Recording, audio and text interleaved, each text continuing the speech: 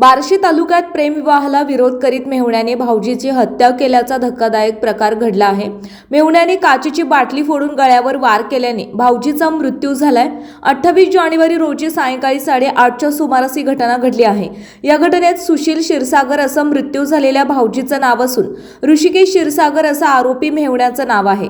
पोलिसांनी दिलेल्या माहितीनुसार सुशील क्षीरसागर आणि ऋषिकेशची बहीण रेश्मा यांचा 1 वर्षांपूर्वी प्रेमविवाह झाला होता। मात्र घरातील काही सदस्यांना हा विवाह मान्य नव्हता। सुशील आणि रेश्मा हे कामानिमित्त पुण्यात स्थायिक झाले होते।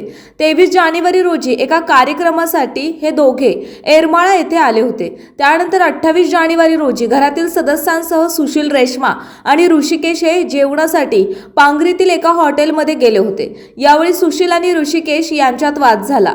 हा वाद टोकाला गेल्यानंतर ऋषिकेशने सुशीलने दारूची बाटली फोडून सुशीलवर वार केला। गंभीर जखमी झालेल्या सुशीलला तातडीने पांगरी येथील शासकीय रुग्णालयात दाखल करण्यात आलं। मात्र डॉक्टरांनी त्याला मृत घोषित केलं।